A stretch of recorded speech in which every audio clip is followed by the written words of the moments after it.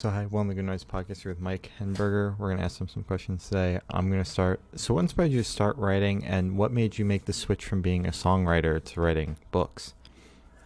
Um, well, I've been writing forever. Like I was writing I started writing songs when I was like 14.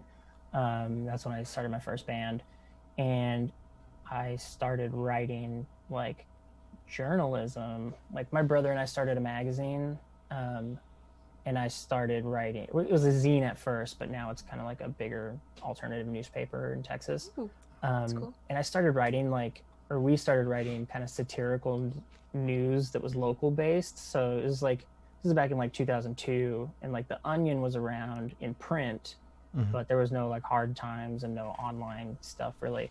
Um, so we like really loved that. So we would do that kind of stuff, like making fun of our hometown and stuff. Um, but what made me switch to that was I don't know how to play an instrument. So Okay. I played in bands for 7 years, and I was the singer, the lead singer of both bands, the two bands that I was in.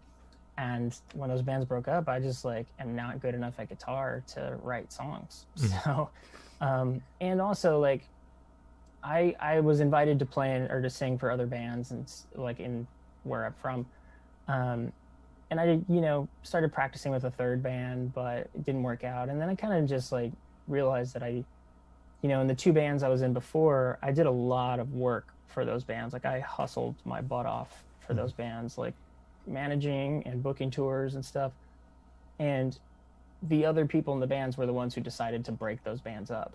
Like I had no say in it. Mm-hmm. So I like it started to realize that I didn't want to be in that position ever again, where I could work so hard to make something succeed and then someone else could decide to just stop it. Mm-hmm. Yeah. And so that's why I kept writing. And, that eventually turned into doing like stand-up comedy for a little while, and writing screenplays and stuff. And so I'm a very like independent person. And I think it's because of that stuff. Like when I played in bands, it just, ended by somebody else's choice. So that led me to writing. Okay. Yeah. Wow, Very you're a cool. very creative person. Like stand-up comedy, writing, managing, that's a lot. I think it's all based in the same thing. It's like I just want to tell stories, and like now I'm a video producer. Like I produce and direct commercials, and like I've done a couple music videos and stuff. But I've been working in video production for the last 6 years or so. But it's all based in the same thing.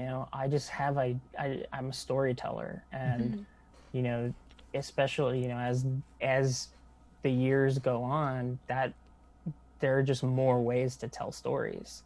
Yeah. When I was growing up, I grew up as a pretty poor kid, so I didn't always have like video equipment, like some kids grow up with. And so it just, man, like that's why I couldn't keep playing in bands, because I just didn't have instruments to learn growing up. Yeah. And so I got to get with other people who could play instruments, and I was able to tell my stories. And then my brother and I had to start our own magazine so my brother's super creative too. So we could tell stories in the way we wanted to. And then stand-up comedy is just like, I don't need money to do that. Like, I don't need anything to do that except the opportunity to go on stage somewhere. And so that's all it is really. Like, fortunately now, after college, I was able to move to New York and work in production. And so now I'm able to tell stories that way. When I get the opportunity, I still don't own like really nice camera gear so I can go out and make my own short films and stuff. But I have friends who do and who are good at that stuff who can help me out. So yeah, it's really all based in the same thing. And I feel like anybody who has that, like the desire to tell stories, all it takes is just keeping up with the way stories are being told. Yeah. Like I should know how to be good at TikTok because that's how stories are being told now, Yeah. but I'm not. And it's the thing about TikTok for me is I feel like everyone on there is a performer, Mm-hmm. and I'm not a performer, I'm a storyteller. And so I just haven't figured out how I translate what I have to say onto TikTok's format. But like, I've been doing this for so long that that's what I've had to learn how to do in order to stay doing what I'm doing. You have to learn how to, use Facebook when algorithms change, and use Instagram when Instagram takes brings in stories because Snapchat was to compete with Snapchat. Like, Yeah. if you have a passion to tell a story, you just have to keep up with how stories are being told. Yeah. That's Okay. the hard part about it, like learning all that stuff and studying. Yeah, makes sense. We still suck at TikTok, so it's all right. We have one that's video good to hear up, from and the that's it. teenagers. All right, well, congrats on your newest book release, Rock Bottom Thanks. at the Renaissance, an emo kid's journey through falling in and out of love in and with New York City. Yeah. How have you Crushed thought it. the response to the book so far? Thank you. It's been great. It's been out since June. And yeah, it's been really great. Like we were saying before, I'm in a lot of like pop punk groups and emo groups, and like on Facebook, and like groups for bands that I love, like Bayside and the Wonder Years and stuff like that. And it's really cool that like sometimes people will just randomly pop up and like post it in there and be like, hey, have you guys seen this? Like, I got an ad for it on Facebook because I learned how to do Facebook ads. Gotta learn that stuff, man. Yeah, you have to. But yeah, so like random people will just post it, and then like comments will flow in from more random people about like how they've already bought it and they like it, or they, they'll like tell them it's a good book and they should buy it. And that's really cool. Like, I did an Indiegogo at first to kind of help with some of the costs of marketing it and just getting it out there in front of people. Because you can pretty much publish a book for free now with Amazon and some other companies that'll do print on demand. So they just get paid as people order it. And so, but like I did this Indiegogo, and surprisingly, like I didn't hit my goal, but I still like, that's why I did Indiegogo, just because if you don't hit your goal, you can still like get the money you raise, whereas Kickstarter, you have to hit your goal. Yeah. But I had like, even though I didn't hit my goal, I had like 250 people support it, which was super cool to me, and so really that's all that like I mean, I don't want to say it like that matters to me, but like the fact that people are interested in what I have to say, or supportive of me because they have seen other things that I've done, like that's very cool to me. But also, most of those people from the Indiegogo I knew, or like are from my hometown or other places I've lived. But seeing like strangers read it and get something from it, that's what matters to me, because it's a pretty personal story, and it's pretty dark, and it's pretty serious. Sometimes, I mean, it's kind of serious. But so yeah, when people like get something out of it or connect to it or tell me they relate to it, that's what really matters to me. And I've been hearing that a lot, so that's cool. Well, that's good to hear. See, what's really cool about it is because like you're kind of your own demographic, like the music. Yeah, and that's so cool because you get to see people's reaction to the book because you're already in that group of people. Yeah. No, and I think and that's super important. So my first job out of college, what brought me to New York was I got into digital media production at Comedy Central, and I ran the social media accounts for shows like Workaholics and Tosh.0, and eventually I worked on like Key and Peele and some other smaller shows and stuff. But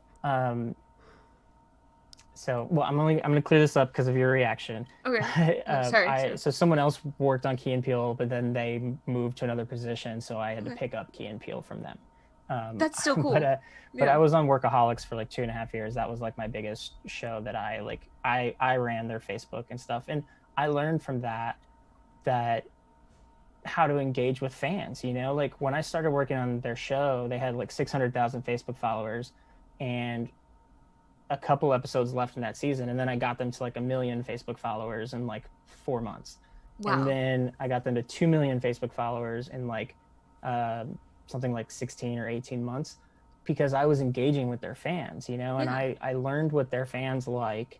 I learned the demographic, and I like came up with cool creative ways to engage their fans. Yeah. And so like that was kind of that's still one of the most valuable jobs I've ever had, because I learned so much there. But ever since, that was, I left there in 2014. so 6 years ago. But I learned so much, and since then I've just applied what I learned there to everything else. And it's still like, even though social media has changed so much, that still, say that principle still applies. Talk to people like they're people, not like they're, fans or customers, And you're right. And that's easy for me with this because it is like my demographic. I'm part of this demographic, like someone who has grown up on this music and who like feels like, who actually connects to it, That's sick. So is there any meaning behind the book name? So originally, because it was shorter, and I called it the Renaissance period. That was the first, because it takes place at a Renaissance hotel. So I initially called it the Renaissance period, but then like another thing you learn working in digital media is, like search engine optimization and like having, if somebody searches the Renaissance period, 1 million books are going to pop up before mine does, and then I changed it to the Renaissance EP because it was short, and the band MXPX put out an EP a long time ago called the Renaissance EP. So it was kind of like a tribute to them. And then, I don't know, that title, Rock Bottom at the Renaissance, just, came to me, and I liked it, and I changed it to that. And people I trust told me they liked it a lot, so I kept it. And then the subtitle, An Emo Kid's Journey Through Falling In and Out of Love in and with New York City. That's just like another thing that I learned from doing homework about self-publishing. Like, one of the things you learn is that you give your book a subtitle, because people go on Amazon and they look for books about love. If they look for books about emo, my book's probably going to pop up. If they look for books about New York City, my book has been the #1 bestseller in the New York City category several times, and it's still like, it might be like number 11 now, but it's often in the top 10 New York City category books. And that's all about like making that subtitle with, words people will look for. And I mean, it's obviously like relevant to the book too. But I often like give people a disclaimer and tell them what I just told you guys, because I'm afraid I'll be judged about that subtitle because it's kind of corny. But a lot of people have pointed out how it like reminds them of like early 2000s emo songs that had those like super long titles. And so like, I keep saying I'm going to say that's what I meant to do, but I never say that. So. All right. Okay. That's fair. Again, like, that's super smart how you're basically taking out keywords that still align with what the book is doing. And it helps you, like, I guess, broaden your range of people who are going to find your book. I never would have thought of that. I don't know. That's crazy. And it's because like I overthink everything I do, and so I spent a good year listening to podcasts about self-publishing, and digital marketing is always part of my job, whether I'm making videos or handling social media for somebody. And so I'm constantly like studying podcasts and YouTube videos about digital marketing and self-publishing. So like, I didn't know any of this stuff, man. And I mean, that's just something like a couple of my college professors will have like once a year will have me talk to their classes back in Texas. And I often tell them that I've like become a guy who I was never somebody who did homework, I was always like a punk kid who just didn't give a shit about school, always had like average grades. But now I'm just like telling people you got to do homework because it's never going to stop, Yeah. And I'm talking to kids who are in like communications and media classes who are going to do what I do eventually. And that's just it's the truth. You have to just keep learning because things change so much. Yeah. For sure. All right. That makes sense. I didn't know any of this stuff until I just dove into it. Yeah. All right. Can you tell me about your writing process for this book? I mean, the writing process is in the book. I took a bunch of pills and locked myself in a hotel room and drank a bunch. And it is not my writing process anymore because it is super unhealthy. And it almost killed me, literally, back then, and other times when I was irresponsible with, the way I abused certain drugs and alcohol. And yeah, so it's absolutely not my writing process, but I also like don't have much of a writing process because it's very weird. Like, I think things out. Like I said, I overthink things, which is probably why I'm not as productive as I, probably have the potential to be. But what that turns into is that it never hits a page until I've already thought it out in my head, Yeah. That's how I was with like screenplays. That's how I was with stand-up comedy. Like, so many people, almost everybody who does stand-up comedy tests out their material on an open mic night. And I would test out my material on open mics, but after I felt so good about something that I was confident it would work to a certain extent. If I was testing it out, it was to like get the rhythm out loud with people, see how people reacted, to see if there was something to follow it up with, or maybe I didn't like, maybe this word needed to be tweaked, but I always knew the joke was there, And it's because I just like, I've been a pop culture nerd my whole life. I've just watched movies. I've watched comedy. I'm not a huge reader, but I think when you like are a pop culture nerd, you tend to like know what works, and so I just like process all that in my head before I put it down on the paper. This book is not that at all, because it's like, it's all explained in the book how like, I won this contest and I got to stay in a hotel for a weekend, and I wanted to write because I hadn't written in a very long time. I had stopped for a little while. And then this book is just what came out of me because I was super depressed, and, I have major depressive disorder and anxiety disorder, and I was dealing with like a weird relationship thing at the time. And so I had all this like messiness in my head, and I was alone with it. And so I didn't know what to do but take pills and, write and drink. And this is what came out of it. So there wasn't very much of a process with it. And the process that there was, I would not suggest in doing, because, I don't know. I wrote a lot of it that weekend.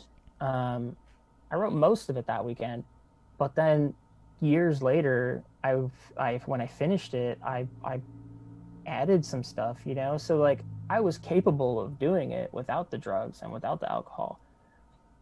There was like a year to 2 years in between from when I started it in the hotel room to when I finished it, that I didn't touch it because I was so scared of the mindset that I was in when I wrote it, because it was such a dark mindset that I didn't want to revisit that, Yeah. And so when the time came to finish it, I guess I was like a little bit healthier, or maybe just more responsible, that I didn't have to, I didn't do what I did when I started it. So I'm obviously capable of writing it because I finished it in a different mindset, So yeah, I didn't need to do what I did when it first came out, or when it first came out of my head. But yeah, so I don't know. I really need a process because I have a lot of shit I need to write, but I just am not writing as much as I should. So yeah, if you ask that question, anybody who's got a good process, please pass it along to me. Most of them are just clusterfucks, like most of the musicians we talk to. They're just like, yeah, we just shit it out. Yeah, man. That was pretty much what like, we did in band when I played in bands too. It's like there were no like writing sessions really. They like look at us. They're like, yeah, we get that question all the time, and we still don't have a good answer for it. Yeah. I've gotten a good answer from someone else before, and I told myself I was gonna like adopt that, but because I still like interview bands and stuff, and mostly for video now, and not really writing anymore. But I went to South by Southwest like 2 years ago, I think. And do you know the band Illuminati Hotties? No. They sound familiar. Yeah, check them out. It's like a girls project, but it's like on record. It's like a punk band, but it's so good. But I interviewed, and I hate that I forget her name every time I talk about this, but I interviewed the girl who, is Illuminati Hotties, and she was telling me how she is responsible about writing and like sets time aside to write, like it's her job, because it is. But she doesn't expect that to be like the most creative stuff. She does it because it like improves her craft and disciplines her to do it. But then when she gets the muse and the creative spark, she goes back to it and like applies the like new creative motivation to what she did when she was like working, Yeah. And I thought, well, that sounds smart and like the right way to do it. So I said I was going to do that, but I have never, incorporated a routine or, I need to do that. I need to be more disciplined about this stuff. Yeah. So how did you pick which songs are going to be like the soundtrack for this book? Yeah, I mean, it's this kind of the same in that like I didn't really pick them, like in the first chapter of the book, it's titled 23 by Jimmy Eat World because the song 23 pops up in it. And when you read that chapter, it talks about how like that song came on, was playing in my headphones as what I wrote about was happening. So that song just belonged there, because that song was playing when it happened. And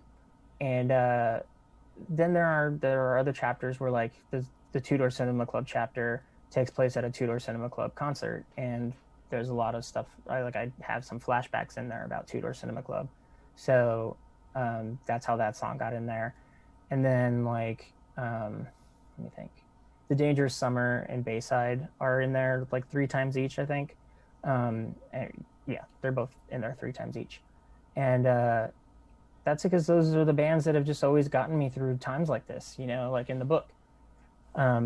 Whenever I've been down and, depressed, like those are the bands that I listen to. So they were playing in the background in that hotel room that weekend. In fact, like I just got my Spotify Wrapped year in review thing of like my top bands. Mm-hmm. Oh man, it's kind of embarrassing this year, but Same. almost every year, The Dangerous Summer has been my like top band that I listen to. Yeah. This year, for some reason, I listened to a lot of Hamilton. Like Hamilton soundtrack, which like it pumps me up, man. I love that. I love that story, and like I'll listen to it when I run, like if I go for a run or something. It's like my hype music. So I listen to it a lot, or I did this year, like earlier this year, and so it's like my top 3 artists were like Hamilton soundtrack, and then Lin-Manuel Miranda, and then Leslie Odom Jr. But then it was The Dangerous Summer, number 4, and then Taylor Swift, number 5. But yeah, so The Dangerous Summer still made top 5. But yeah, it's like them and Bayside, man. They're the bands I listen to all the time when I'm just dealing with shit. Hell yeah. That's fair.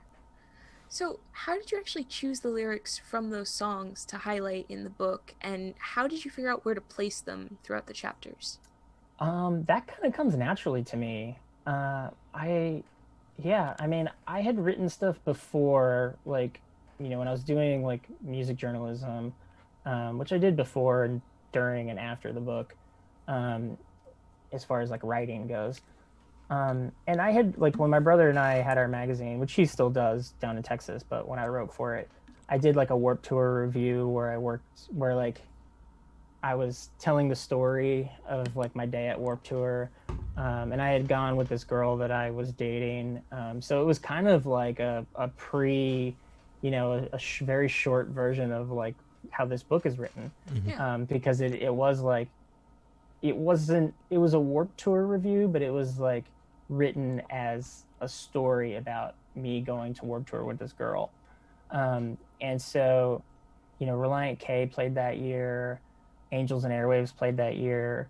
And so like as I was writing the review, I I would interrupt paragraphs with like parts of the songs because I'm talking about Reliant K playing, so I would interrupt it with like a Reliant K lyric, or an Angels and Airwaves lyric.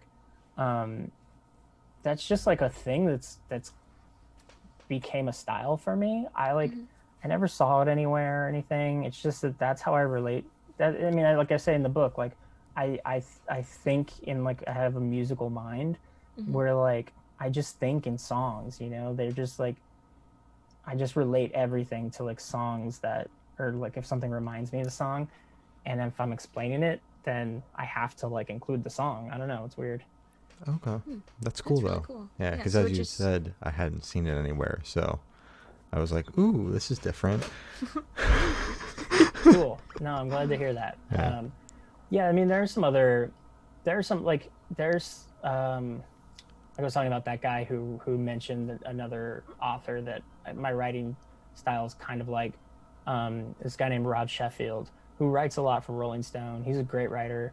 He has a book called Love is a Mixtape, and he doesn't do the lyric thing like I do, but you know, he'll talk about songs. Like the book is about like songs that relate to the story that he's telling.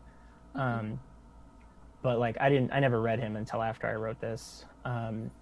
But yeah, like the way we like interpret our thoughts into writing is kind of similar. He's a great writer. Very cool. So this question should be like super, super quick. Off the top of your head, I want you to describe this book in 3 words for new readers. Ooh, 3 words. This is supposed to be quick? Uh-huh. Yeah. Oh, man. Sad. Emo. It's kind of the same thing. And hopeful. Which like I never used to say until I've been talking about this a lot on like podcasts and interviews and stuff, and people have kind of pointed out to me how it's hopeful, and I used to warn people that it's not hopeful because I didn't want people to be so disappointed by it. But as I've talked about it more and more, like I've learned that it is hopeful in a way that I've never seen anything be hopeful. Like, I don't know, without spoiling anything, like the guy in the book, which now is what I say because it's not me anymore. Yeah. Like I call him a character and like the guy in the book because I've come so far in my mental health that like I don't even see that as me anymore. But that guy like keeps going, you know, and the book is about how like over and over he's disappointed and let down by this like dream he has and just can't seem to attain, and he still keeps going. So yeah, someone pointed out that it's hopeful to me, and I mean I see it, so yeah, I'll throw in hopeful in that list. I like hopeful. It's good. So you actually have a podcast that ties with the book. What sparked the idea for that? Yeah, so I started, it's kind of a podcast. Like it's so weird. I try to explain that because like I listen to a lot of podcasts, and it's not a podcast in the way podcasts are. Like I don't record things specifically for that. I have a charity called Zero Platoon where I interview bands. I started it to like work with bands to reach out to people in the military who deal with mental health issues. Because I was in the Army and had a really hard time with that stuff, and was so into music that I knew like if I could go to concerts like I used to, like if I had the freedom to just go to any concert I wanted to like I used to, I'd probably feel better because, you know, you have your community and you get to like sing the songs of your favorite bands and stuff. And so I wanted to start this thing where I just take bands to play for military people who can't get out and see them all the time. That's really cool. And I started it by making this YouTube channel, which is still going. Just search Zero Platoon on YouTube. And so I interview bands and shoot acoustic videos with bands, and I'll talk to the bands about like how they've used music to get through like hard times, whether or not they have depression or anxiety, just like hard times. And so we talk about mental health, and then they'll do like acoustic videos and talk about what inspired them to write a song. And so these interviews are usually like an hour long or more. And I have to chop them down to like 10, 15-minute videos because nobody watches videos longer than that. And so I've decided to, make a podcast so I could put the full interviews out there for people to hear.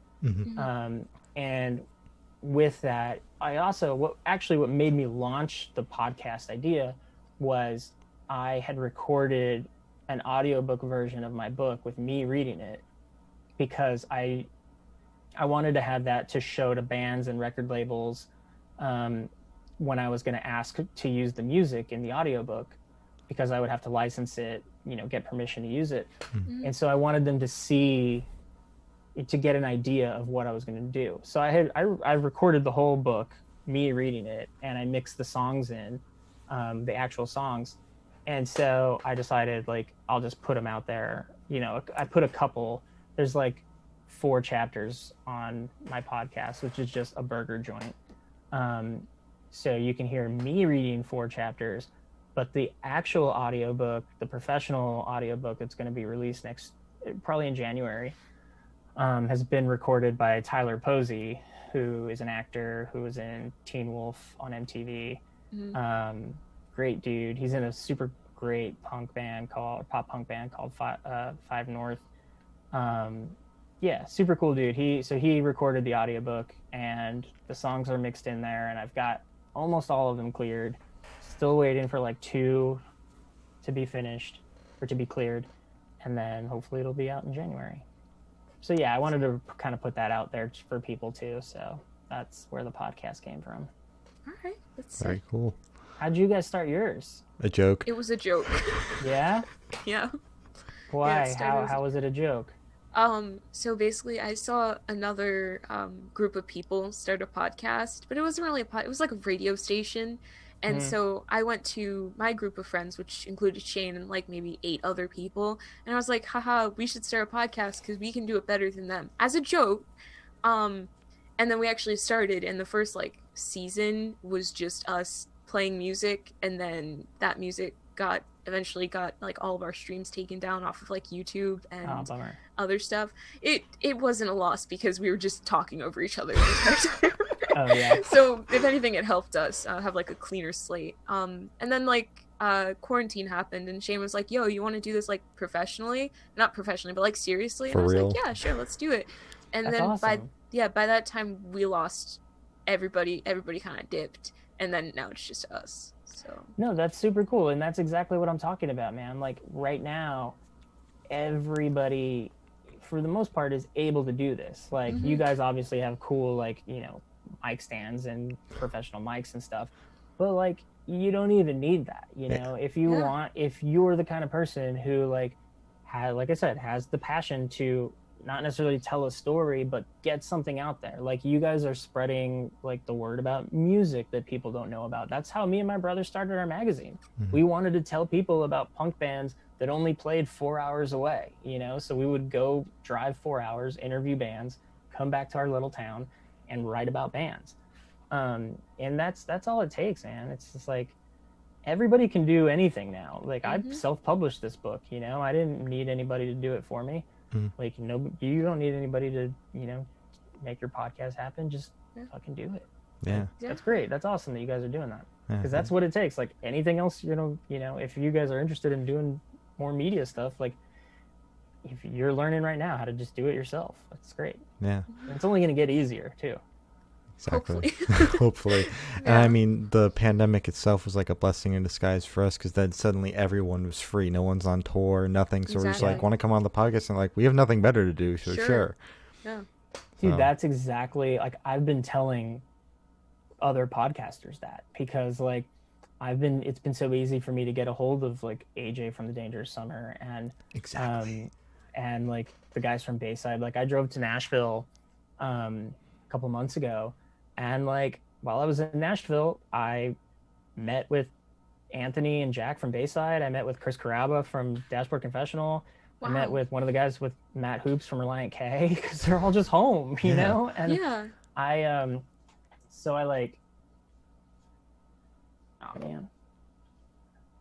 So I got a bunch of these like books signed by Bayside, because I went to LA too to meet with Tyler Posey, and like Tyler signed it, and the other two guys from Bayside live in Orange County, so they signed it. And then when I went to Nashville, I got Chris Carrabba, Anthony, Jack, and like all these other people to sign it, and I'm going to auction them off when the audiobook comes out. So I got like 10 copies. I've got like 10 posters signed by all these people. But yeah, like it was easier than you would think, you know? Yeah.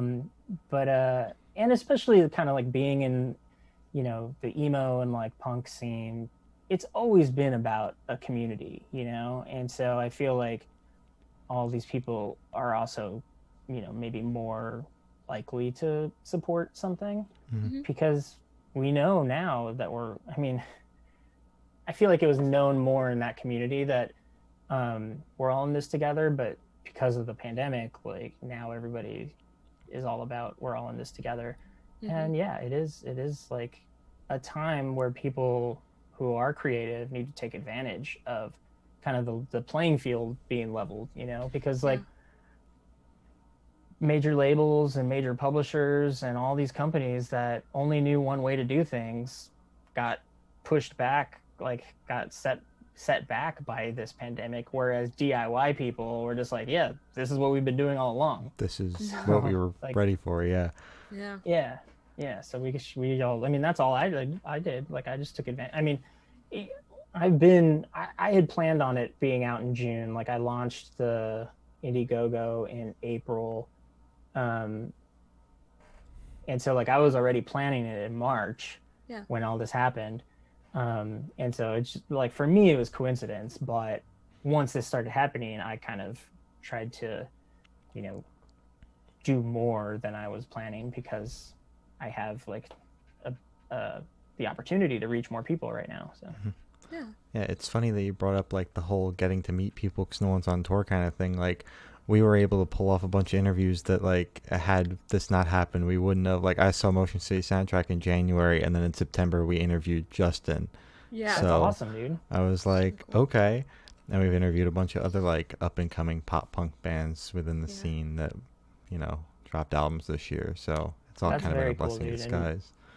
And then like, you know, if things ever do go back to normal, you'll already have all these things. The foot like, in the door, like, that's the thing. When I launched Zero Platoon, which was like nobody knew what it was, nobody really knew me. I had some contacts from like my music journalism, but the first person who did a video with me for Zero Platoon was Brett Detter, the singer for the Juliana Theory, and he was doing his solo project and played in New York, and I just reached out to him, I want to say on like Facebook or something, because I reached out directly to him and he did a video with me. And because are you guys familiar with the Juliana Theory? Only from your book. Okay. This is the first time I'd heard of them. They're from like 1999, 2000, very influential emo band. Like hugely influential. And so because he did it, like I was able to get, you know, a couple by telling other, like these other, like I got like Have Mercy was like one of the next bands. And this is like when they were still on Top Shelf. And so, but I could say like, yeah, Brett Detter from the Juliana Theory did one, and they were like, you know, they know who that is. And then I got like the fourth or fifth video I did was with Matt Pryor from the Get Up Kids. Nice. Because like the Get Up Kids know who the Juliana Theory is because they come from the same era of being like influential emo bands. And then you get the Get Up Kids, then like everybody knows what the Get Up Kids are. So like people come in, and that's what this is like. That's awesome that you're doing that. You just got to stay on top of it and like keep it going. Yeah, and even you brought up like going out on a whim and just contacting them directly. That's what I do on Twitter. I just at these bands and the front people and stuff. I'm like, you want to come on the podcast? I'm like, sure. And it's like just on a whim. Today I did it and blew Glory's pants off because she's been wanting to interview this band forever. And I was like, look at what I just did. Yeah, so nice. Who was it? Can you tell me who it was or no? It hasn't been booked yet, so it would be really awkward if we dropped this interview and it didn't happen. But it's or maybe with it'll confidence. Make them feel like they have to do it. Yeah. Oh yeah. Yeah. No, you can tell me off when we're not recording. Well, I just said it, so I'll say it again with confidence. Oh, okay, cool. Yeah. I didn't hear.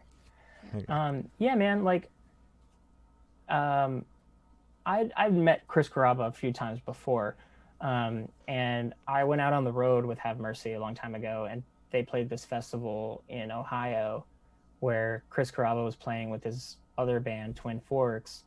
And I talked to him there, and he gave me his number because I told him about Zero Platoon, and we were supposed to work out a Zero Platoon thing, which never happened. And I just messaged him on Instagram and, just said like, hey, we met, blah, blah, blah. And he messaged me back and told me to like give him a call. And so like we actually had a Zoom meeting before I went to Nashville. But yeah, I mean, Instagram's pretty good. Maybe I don't know. I don't use Twitter that much, so I like everything just like there's just too much flowing by there. So it's hard for me to like pay attention.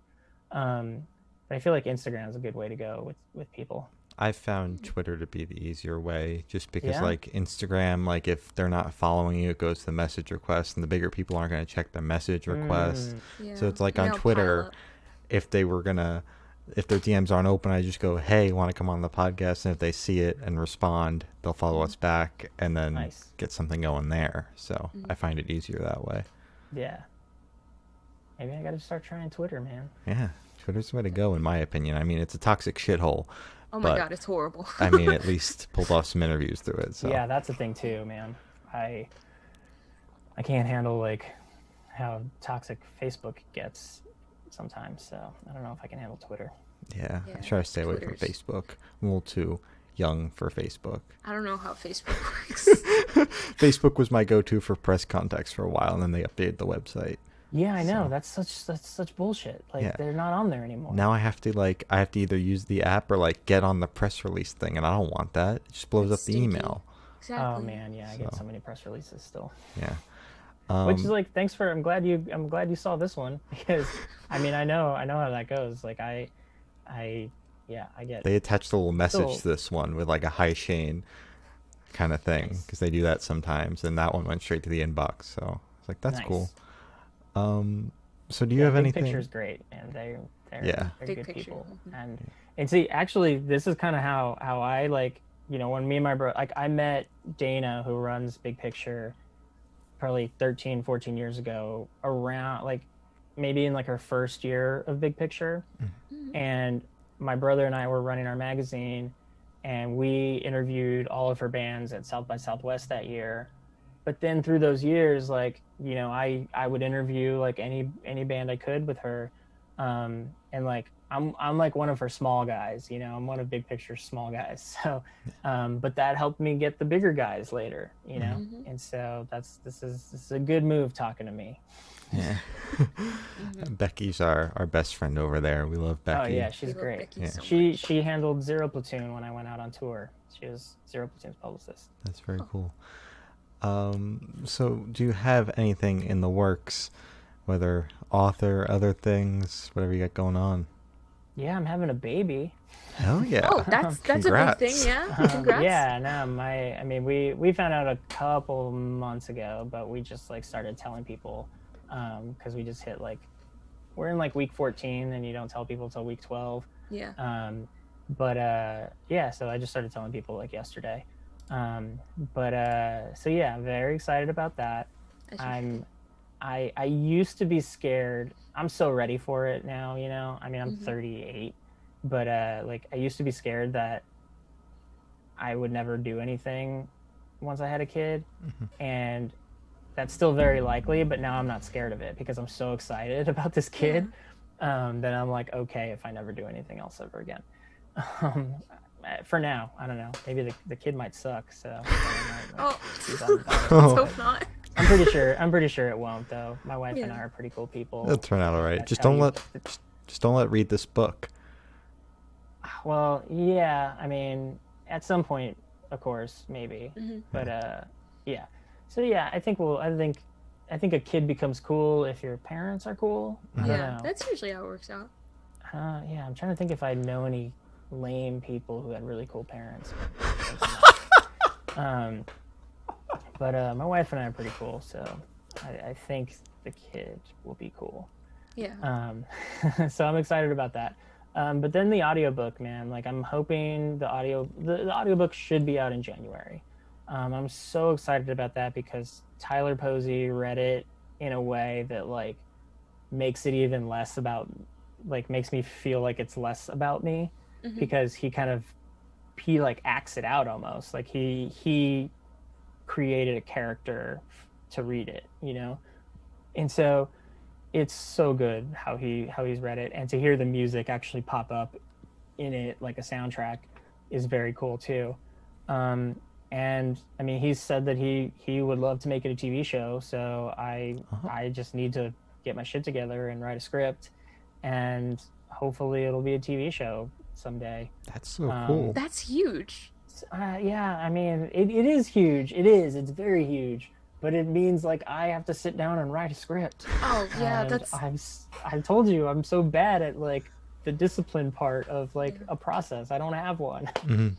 Yeah. Okay. But that's exciting though.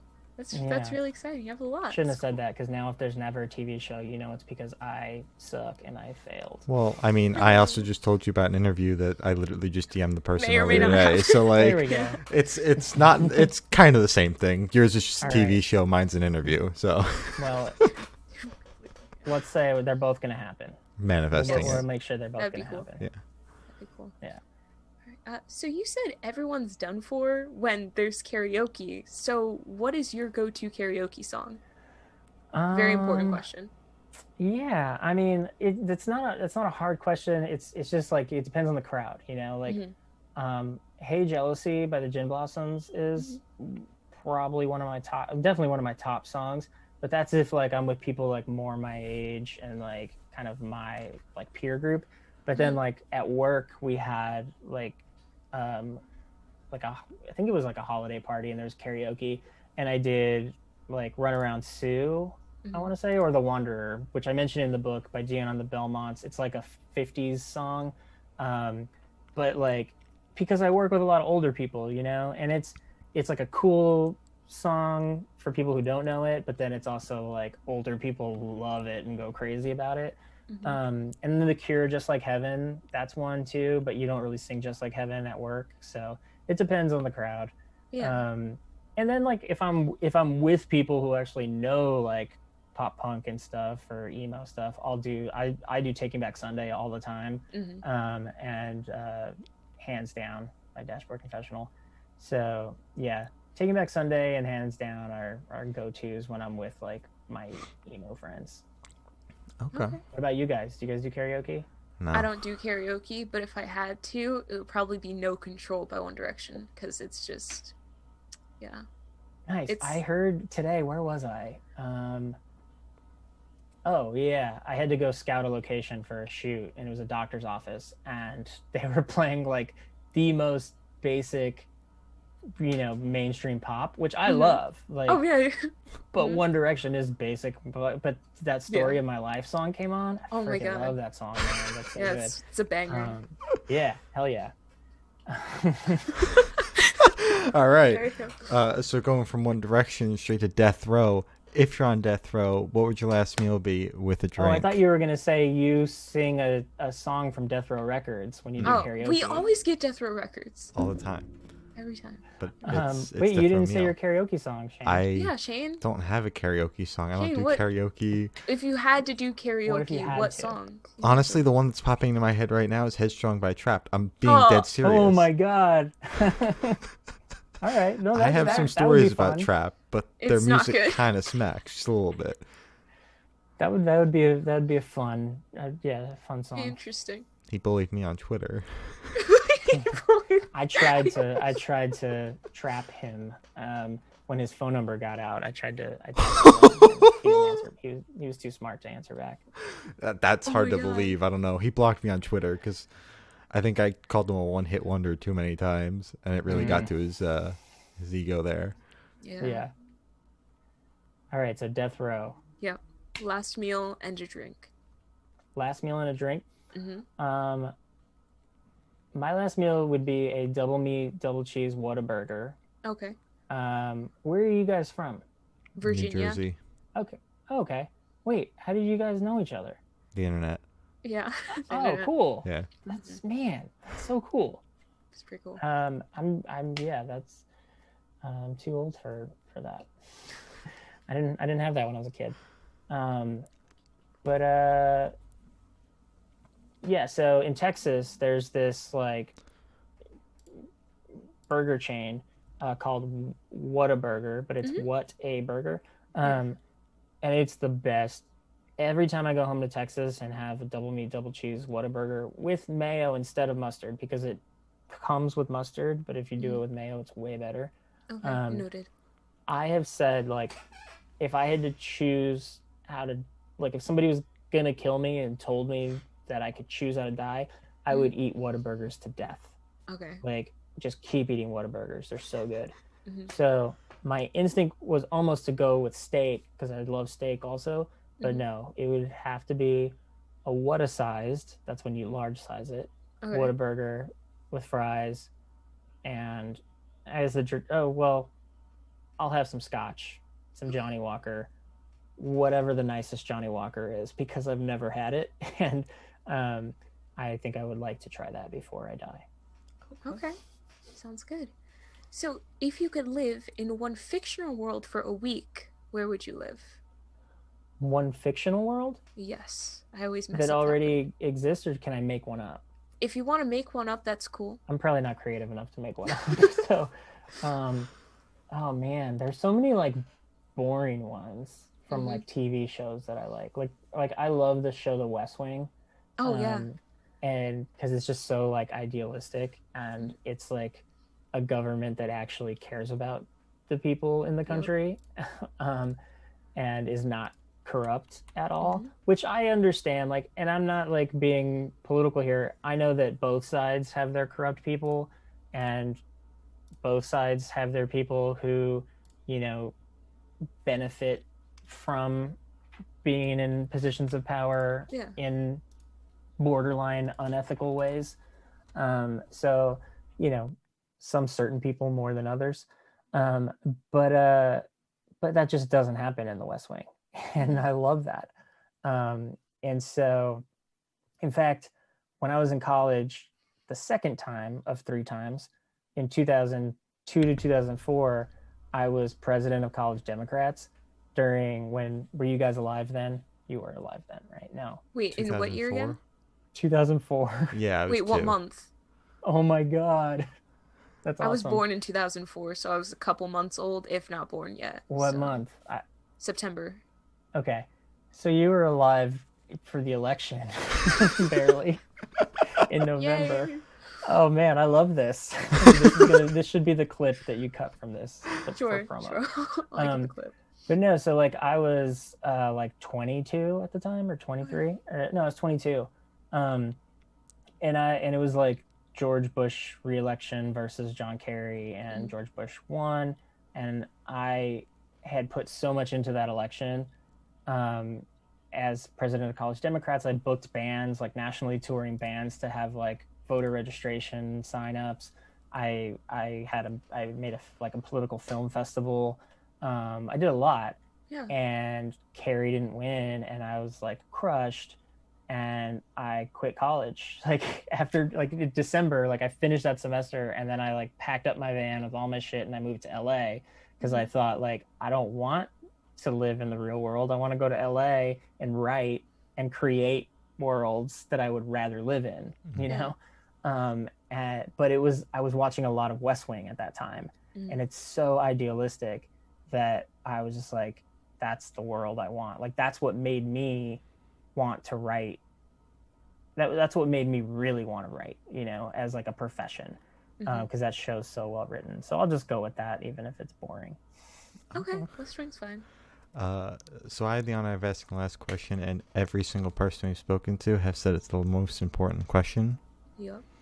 What is your favorite color? Man, that is a tough one. Do people answer this quickly normally.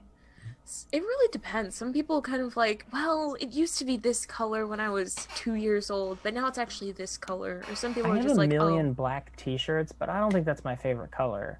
Okay. I just like colors, period. Like, it's something my wife and I like kind of disagree on sometimes because I like bright colors. Yeah. And we're never going to live in a house with bright colors. But yeah, probably like a bright blue. Okay. Yeah, I have a lot of blue stuff too, which I actually, I have a lot of black t-shirts because bands make black t-shirts. Yeah. So I feel like when there's a choice of colors, I pick blue. So I'll go with blue. Okay. Blue, solid color. So as I said, that's all the questions we have today. Is there anything that you would like to plug? No, I mean, just like you guys said, you can check out the podcast, which is A Burger Joint. It's BERGER. And there's some cool interviews with bands on there. Vinny from The Movie Life, and I Am the Avalanche is on there. Marielle from Best X is on there, I think. I'm pretty sure I put that on there. But you can also hear some audiobook chapters on there. I believe like the introduction and chapter 1, 2, and 3 are on there. So yeah, there's some cool stuff on there, and I'll keep putting more stuff. And yeah, if you just, my social media is Mike Ely Rock, MikeyLeeRock, or A Burger Joint. Yeah, you can find me on there. I answer DMs because I only get like one every now and then. But yeah, check out the book, please. 50% of the royalties go to charity every month. So you get a cool book and you help out charities like this charity called the Continuance Foundation, which provides mental health services to musicians. So I donate to them. I've been donating to them for the last few months. And Hope for the Day, which is a suicide prevention charity. I donate to them too. So yeah, if you get the book, part of that money goes to charity.